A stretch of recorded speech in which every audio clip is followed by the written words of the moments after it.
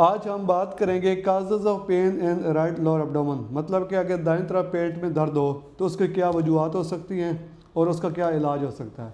तो हमारे साथ आज मौजूद होंगी डॉक्टर प्रवीण जो कि गायनाकोलॉजिस्ट हैं।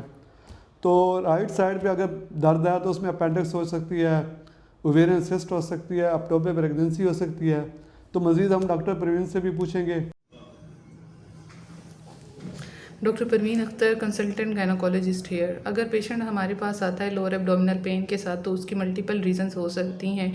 पेन एक तरफ भी हो सकता है, दोनों साइड्स भी हो सकता है। जो मोस्ट कॉमन रीज़न है वो है पीआईडी यानी पेल्विक इन्फ्लेमेटरी डिजीज़, और इसका जो बच्चेदानी का इन्फेक्शन हो जाता है ये हम एंटीबायोटिक से भी most of the time treat करते हैं। लेकिन कुछ ऐसे केसेस होते हैं जिसमें ये बहुत ज़्यादा सिवियरिटी पकड़ जाता है, एब्सेस बन जाता है अंदर, तो हमें ड्रेन भी करना पड़ता है, सर्जिकल प्रोसीजर भी परफॉर्म करना पड़ सकता है। उसके बाद ओवरीज जो होती हैं, अंडेदानियाँ होती हैं, उसके अंदर कुछ सिस्ट बन जाती हैं, उसकी वजह से भी पेशेंट पेन की कंप्लेंट करता है।